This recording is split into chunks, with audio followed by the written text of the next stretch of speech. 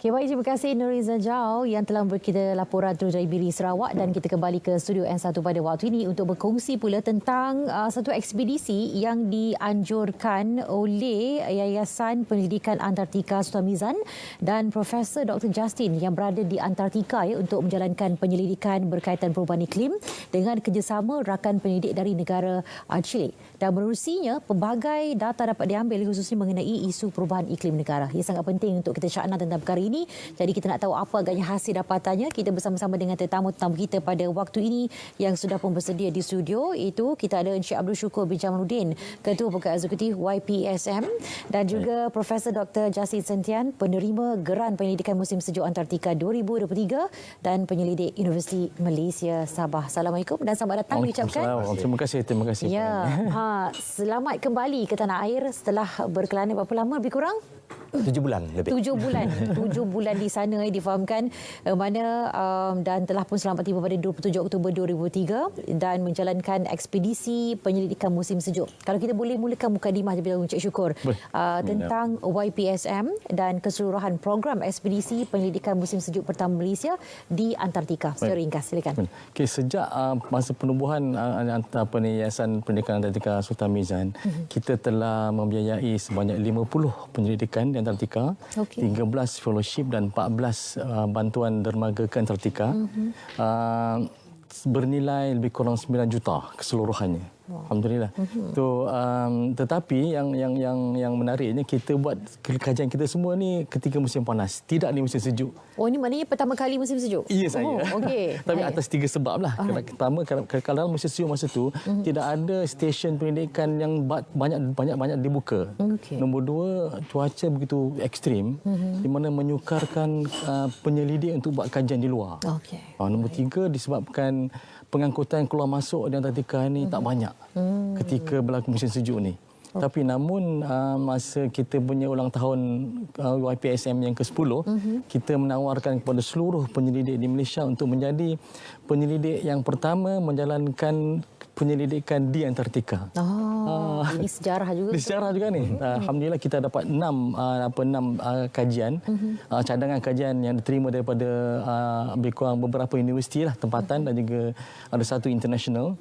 Dan tapi panel penilai menerima kertas cadangan daripada Profesor Dr. Justin atas tajuk variasi ozon, telosfera dan halokarbon di dalam suasana yang ekstrim. Tetapi ini disebabkan pada tahun 2017 Profesor Justin tu pernah buat lebih kurang yang sama juga. Oleh kerana itu penilai mengatakan bahawa bersesuaianlah kita ambil tajuk ini supaya Profesor Justin boleh buat perbandingan dan antara musim panas dan juga musim sejuk. Itulah sebabnya, alhamdulillah. Alhamdulillah. Ya, dan bukan calang-calang sejuknya ya, sebab difahamkan lebih kurang negatif 43, 44, negatif ya. Negatif 44. Wow, sangat sejuk, dan walaupun berada dalam bangunan tetap kesejukan tu tetap dirasai. Kalau difahamkan patutnya pulang pada 13 Ogos. Ya, betul. Tetapi dilanjutkan disebabkan keadaan cuaca yang ekstrim dan ketiadaan pengangkutan. Keluar. Okey, inilah pengalaman yang mahal dibawakan. Dan apa sebenarnya kita boleh kongsikan dari segi kajian yang dilakukan selama yang sepatutnya mungkin dalam 5 bulan menjadi 7 bulan sekarang ini, dan kenapa pada waktu musim sejuk ataupun disebut sebagai overwinter ni dilihat bersesuaian untuk dilakukan penyelidikan yang lebih kurang sama pernah dilakukan pada musim panas tu? Silakan. Ya, terima kasih. Ada 3 aktiviti penyelidikan yang saya lakukan pada musim winter itu. Yang pertama sekali adalah mengkaji spesies halokarbon daripada yang dibebaskan daripada yang kita jangkakan daripada laut. Dan gas-gas yang dikeluarkan ini kita jerap daripada air laut, ais laut, udara dan salji. Dan saya telah mengumpul lebih kurang 197 sampel keseluruhan, dan semuanya telah dibawa ke Malaysia untuk analisis kandungan halokarbon. Dan mungkin dalam seminggu 2 minggu ini kita akan mendapat keputusan. Aktiviti kedua adalah kita mengukur variasi ozon sepanjang hari untuk tempoh 7 bulan itu. Ozon permukaan, ya, sebab ozon ini adalah gas rumah hijau yang penting untuk perubahan iklim, dan juga ia adalah juga pencemar sebenarnya. Dan yang ketiga, aktiviti ketiga adalah kita membantu kolaborator kita daripada Universiti Santiago untuk menyelenggara dan memantau peralatan untuk mengukur meteorologi di kawasan itu. Dan persoalan tadi kenapa musim sejuk, kenapa tidak musim panas? Overwinter pula tu kan. Ada satu hipotesis yang sebenarnya kita teringin sangat untuk nak tentusahkan, iaitu halokarbon yang saya cakapkan tadi itu dikatakan banyak dibebaskan pada musim sejuk. Persoalan dia kenapa? Kenapa musim sejuk, kenapa tidak musim panas? Jadi ini adalah antara yang memberi kita motivasi kenapa kita mau melakukan kajian ini. Yang kedua, variasi ozon juga didapati lebih tinggi pada musim sejuk berbanding dengan musim panas. Sedangkan ozon ini sebenarnya memerlukan cahaya matahari untuk dihasilkan. Tapi kenapa tinggi pada musim sejuk? Dan kenapa tidak musim panas? Dan seperti yang saya katakan tadi, ozon ini adalah bahan pencemar dan juga sebenarnya gas rumah hijau yang mempunyai kapasiti lebih 1000 kali ganda lebih kuat berbanding dengan karbon. So itu adalah antara alasan penting dan justifikasi kenapa perlunya dilakukan kajian pada musim sejuk. Iya, dah dibawa ke Malaysia dan dilakukan kajian juga di sini dan sudah lebih kurang seminggu lebih kurang dan hasilnya nanti mungkin akan kita peroleh bila? Mungkin dalam 2-3 minggu dari sekarang. Okey, baik, dan akan dikongsi kepada semua pastinya dan manfaatnya itu pasti akan diterima oleh semua.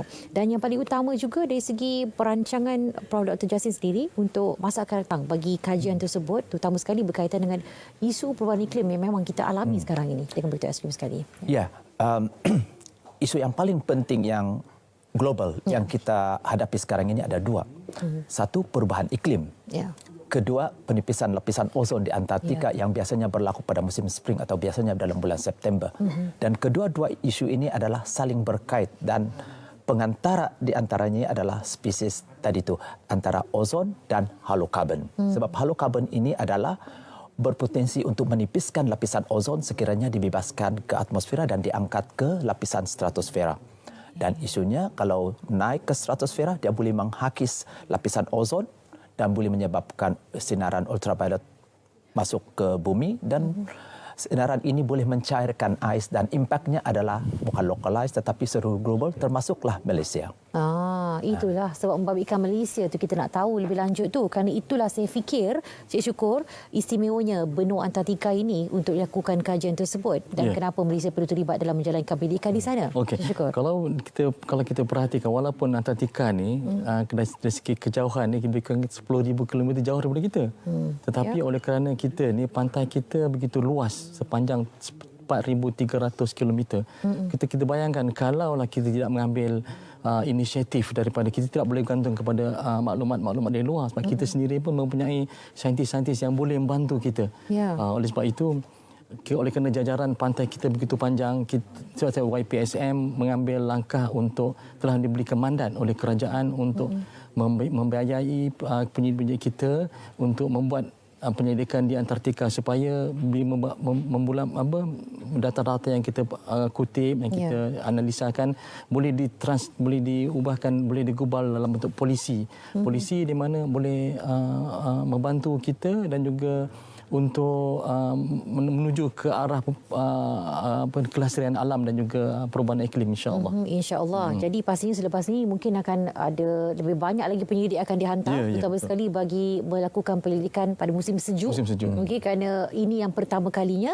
Jadi akan ada lagi lah selepas ini akan dilangsungkan oleh YPSM sendiri. Ya, betul. Okey, jadi dalam kita boleh kongsi ke sini hasil dapatannya nanti akan kajian tu akan lakukan di sini dan hasilnya akan dizahirkan. Bagaimana kita boleh dapat jawapan tu nanti daripada hasil penyelidikan yang telah pun dibawa ke Malaysia? Apa yang kita buat di sini, contoh for example, pakai contohnya yayasan, salah seorang daripada kita punya penyelidik iaitu Profesor Datuk Dr. Azizan Abu Samah telah dilantik sebagai panel dalam perubahan iklim yang dipengerusikan oleh YB Tuan Nik Nazmi. Ya. Dia punya menteri lah, NRAC. Di situ sebagai kebanyakannya data-data yang akan melalui YPSM. So akan disalurkan melalui polisi yang akan dibentuk dalam kita punya panel komiti inilah. Ya. So di situlah boleh membantu kerajaan insya-Allah dalam bentuk menghasilkan undang-undang ke polisi ke demi untuk kelestarian alam kita, especially Malaysia lah. Ya, betul. Dan membabitkan Malaysia, ia juga memerlukan kerjasama daripada rakyat Malaysia keseluruhannya. Betul. Jadi daripada apa yang telah dilalui sampai 7 bulan, pengalaman itu dirumuskan untuk disampaikan kepada rakyat Malaysia mengapa pentingnya kita melihat dan juga cakap tentang perubahan iklim ini khususnya. Silakan. Ya. Betul. Ya, sebab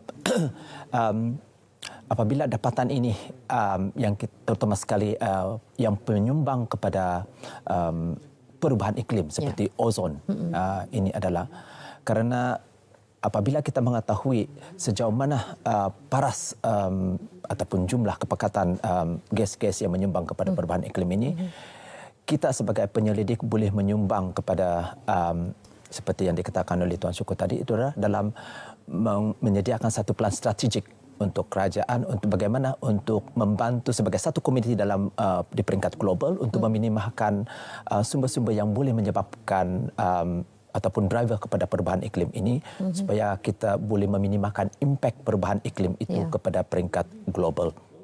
Jadi baik. harap dapatan ini boleh menyumbang ke arah itu. Ya, itu harapannya. Baik, kita ucapkan banyak terima kasih dan selamat berjaya atas penyelidikan yang sedang dijalankan di Malaysia ini, sambungannya daripada Antartika dan kita harapkan ada dapatan yang terbaiklah untuk kita pastikan kelestarian alam sekitar itu.